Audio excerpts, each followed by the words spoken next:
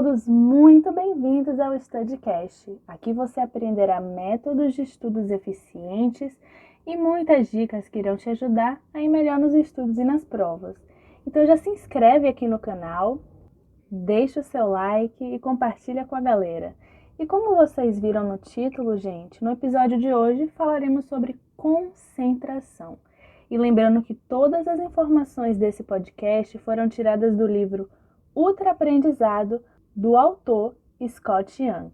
Então, sem mais delongas, vamos para o nosso assunto. Bom, gente, em algum dos episódios aqui do podcast, que eu vou deixar aqui na descrição do vídeo e nos cards, eu comentei com vocês a respeito do foco e que existem alguns fatores que podem acabar distraindo e, consequentemente, nossa concentração. Entre eles, nós temos o ambiente, a internet no geral, hoje em dia as redes sociais, são fatores distratores. E hoje nós iremos aprofundar nossos estudos nesse tema super importante, que é a concentração. Para início de conversa, o que é concentração? Diz respeito à qualidade e o direcionamento da sua atenção. Supondo que você conseguiu resolver os problemas da procrastinação, que é inclusive um tema que eu irei tratar mais para frente com vocês, então você já resolveu os problemas da procrastinação e da distração por tempo suficiente para concentrar na tarefa. E agora, como focar? E qual é o grau ideal de atenção para maximizar o aprendizado? Concentração não tem que ser exclusividade daqueles que têm muitas horas disponíveis e grandes períodos de tempo livre. Com a prática, você pode aprimorar a sua, e se você é do tipo de pessoa que não consegue ficar sentada por 1 minuto, tenta sentar por 30 segundos. Logo, meio minuto vai se tornar 1 minuto, 2, 3 e assim sucessivamente. Com o tempo, as frustrações que você sente ao estudar um tema específico, elas podem se transformar em interesse genuíno. O impulso de se engajar em distrações vai diminuindo toda vez que nós resistimos a ele. Eu vou repetir isso, hein? O impulso de se engajar em distrações, ele vai diminuindo toda vez que resistimos a ele.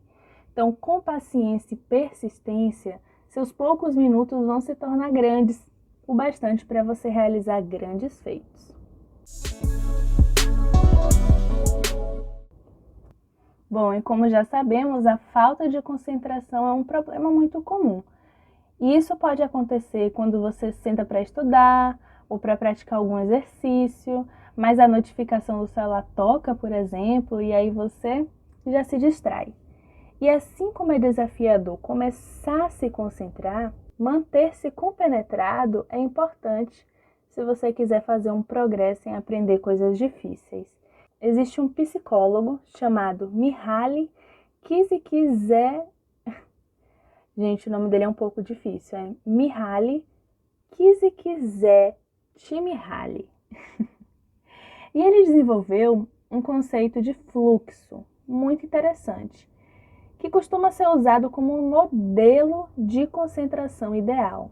Significa um estado prazeroso exatamente entre o tédio e a frustração, quando a atividade não é nem fácil e nem difícil. Existem muitas atividades que podem não ser associadas a esse contexto, mas também existem muitas outras atividades cognitivas associadas ao aprendizado que estão na faixa de dificuldade que tornam o fluxo possível ou mesmo provável. E agora que vimos como você deve se concentrar, a pergunta que fica é: por quanto tempo? Embora esse problema ele presuma que você se distrai e acaba desistindo de se concentrar bem antes do que deveria, e eu posso dizer que isso acontece muitas vezes comigo, a literatura sobre foco não sugere períodos cada vez mais longos de concentração não, viu, gente? Não é o ideal para o aprendizado. Então, as últimas pesquisas, elas vêm mostrando que existe bastante eficácia na prática de estudos divididos em períodos. Então, galera, se vocês dispõem de muitas horas, o ideal é justamente dividir em períodos de concentração e intervalo. E lembrando que cada um tem seu método e é muito interessante a gente ir experimentando novos métodos para ver qual que se encaixa melhor e nos proporciona mais aprendizado. É necessário buscar o equilíbrio. Existe, por exemplo, o método Pomodoro, que eu acredito que você deve conhecer, pode já ter visto em vídeos na internet, no próprio livro, existe aplicativo também. Ele foi desenvolvido para proporcionar justamente períodos curtos de estudo e intervalos. E você pode escolher o tempo de estudo e o tempo de intervalo.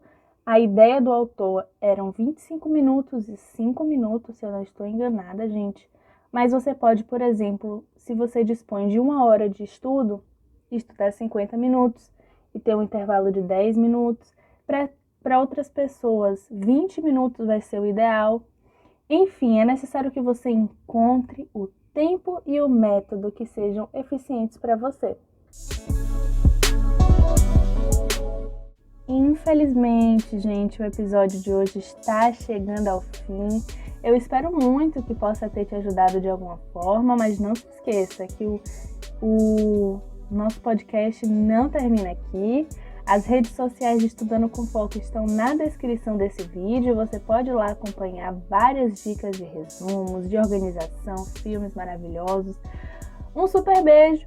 Lembrando que o episódio agora do Studcast está aqui e também está no SoundCloud. Aqui na descrição do vídeo você pode conferir o link e conferir lá se preferir também. Um super beijo e obrigada por compartilhar o seu tempo comigo. Até o próximo episódio. Tchau, tchau!